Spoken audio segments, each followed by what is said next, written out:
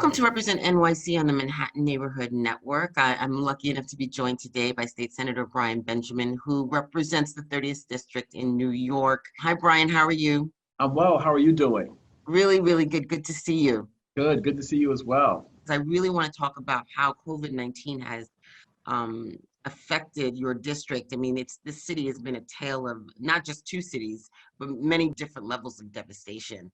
And give me an idea of what's been happening in your district.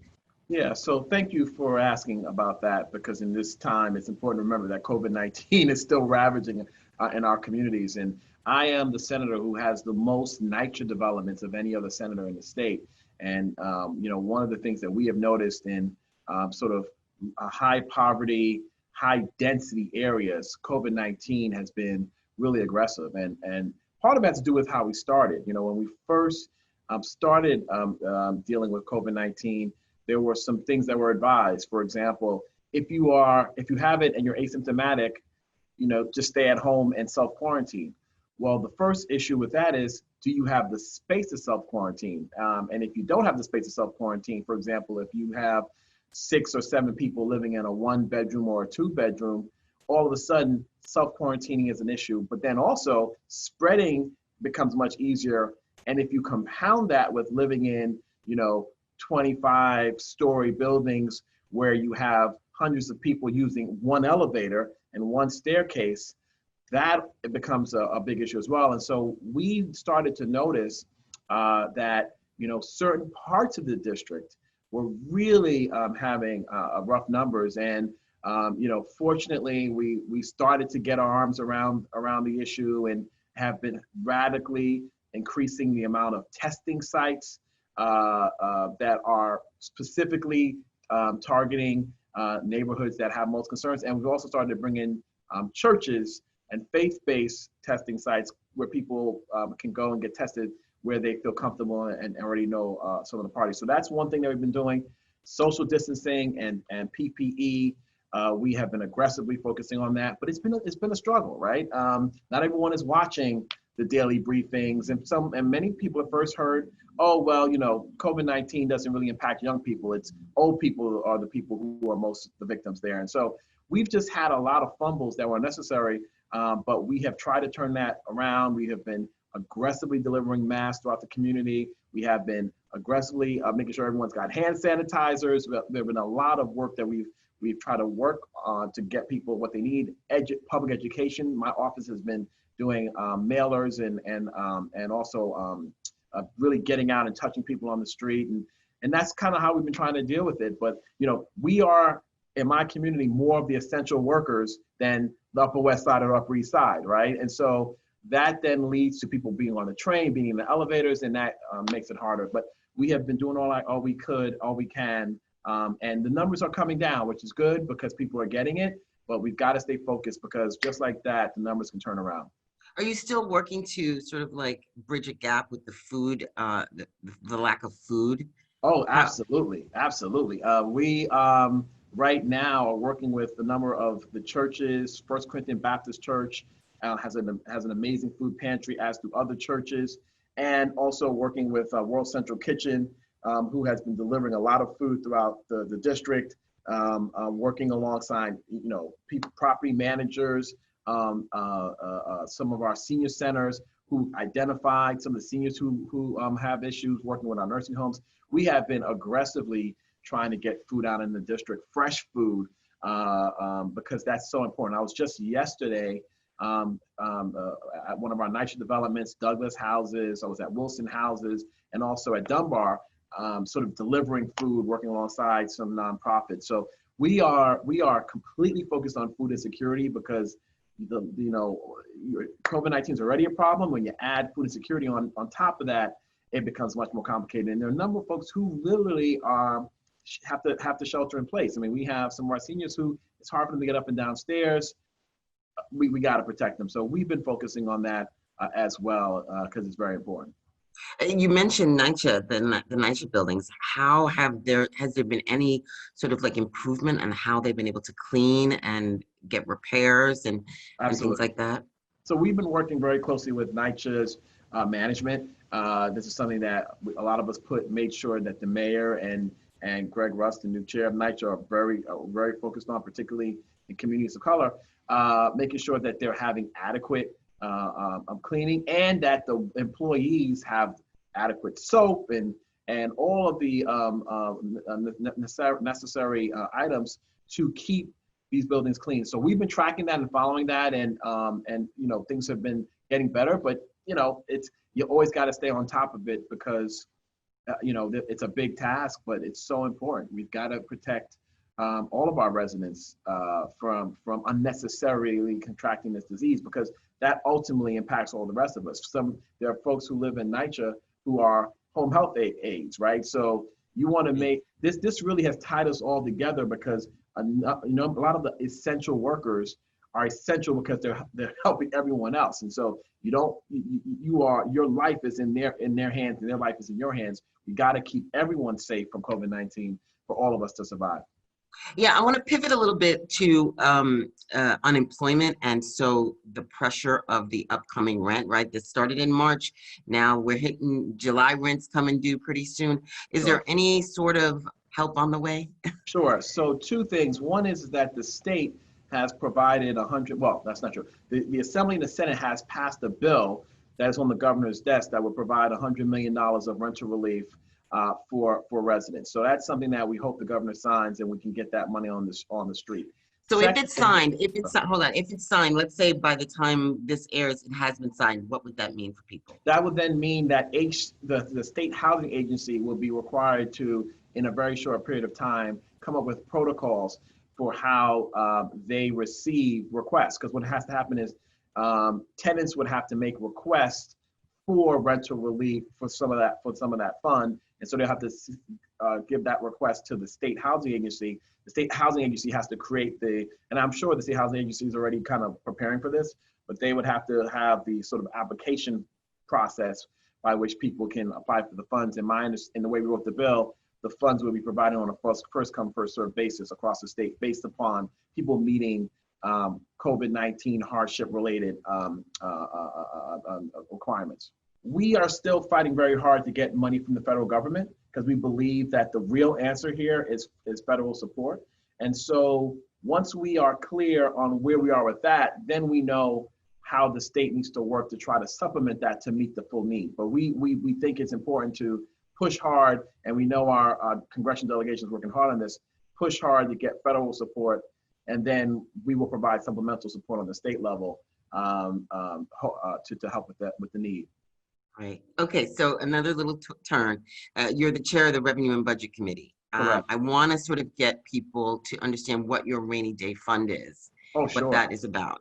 Yeah. So we were able to pass a rainy day fund that I sponsored in the Senate and in the Assembly. And what the rainy day fund basically does, it provides the city of New York with the ability to actually start saving for a future. Now, most people will say, well, why are you doing that in the middle of a crisis where you have a shortfall? It's precisely that time where you put that in place so that you are prepared for the future crisis, right? Right now, the city is looking at least an $8 billion shortfall, trying to figure out how we're going to get that from the federal government, or they want short-term borrowing from the state. In my view, if the city in times of plenty had a rainy day fund where they could have saved money away, then maybe that $8 billion number is $4 billion, and that's an easier number to manage, or $8 billion is $2 billion, or it covers the whole thing. It's important that it's like you and anyone else, right? Everyone wants to the extent you can, try to save money for a rainy day. The government should be no different. So you are going to be running for city comptroller. Correct. And what do you think could be done to add revenue to the city we're in such a dire situation right now? There are a lot of things being thrown about. What are some of your thoughts? Well, I think a couple things. The city doesn't have a lot of room to manage this. The state really has a big role in that. And so, for example, the city does toggle with the property taxes, and there's a local municipal tax, but really they need the state to step up, or the federal government to step up and assist. I have, and there's been some real conversations about a range of revenue ideas. I think we think the first revenue idea is the federal government providing us with providing states and localities with the money that it needs to keep our government going. We have some ideas in place that we would look to supplement depending upon where we end up with the federal government. But let's be clear, the amount of need on the state level and on the city and on the multiple city levels to deal with this crisis, while at the same time we've had to shut down businesses. So sales tax is down, personal income taxes are down. A lot of revenues are down because of what we had to do to save ourselves from COVID-19. So we can't rely on those numbers. What we need is the federal government to step up. And once the federal government steps up, then there's some ideas, whether it's multimillionaires taxes, looking at sort of like online sports betting. There's a range of ideas that are out there that we can bring to fore. But I think we don't want to put the cart before the horse. Let's get the federal government to do its job, and then we will supplement to sort of deal with the full need. There's been a lot of conversation around race and police reform and things like that. But I first want to talk about the criminalization of false reporting that sort of came about after the footage of a confrontation between a white woman and a black man in the park, and her calling 911 to say that she was in danger and she felt threatened. And in this day and age, that action, as we've seen with other incidents with George Floyd and other black men, can be very dangerous. That's right. Talk to me a little bit about what's occurred since then. Yeah, so the false reporting of an incident is already a crime. What the bills that we have been considering and one that has passed was basically to say, okay, if you falsely report an incident where race or going after a protected class is the purpose of your false reporting, for example, LGBTQ protected class, race protected class, and ethnicity protected class. If you do that, then there is a added penalty. So the two options we were looking at one was having that be considered a hate crime, at which point it would have been a higher charge on the false reporting. The other option was to look at sort of creating civil penalties that you have at your disposal so not only there's a possible criminal result, but also there's actually a money judgment that can be provided. So in the case of Christian Cooper, in the Amy Cooper case, the last names sometimes it's weird. They're unrelated.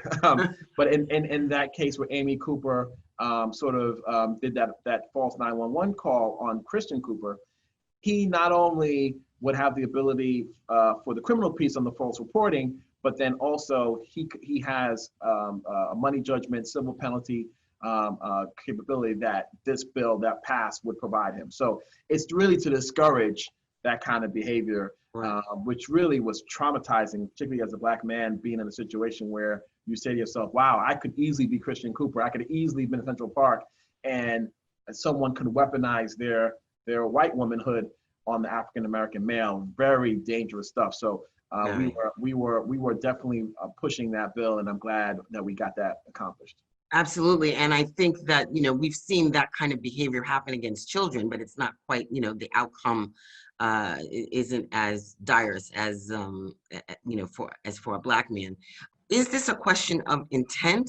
I mean, with the Chris Cooper incident, he was recording it, so you saw what was happening, and it was such a benign scenario with the bird watching, put the dog on a leash thing. Mm-hmm. But isn't that subject to interpretation? Absolutely, and this is the issue. It's not.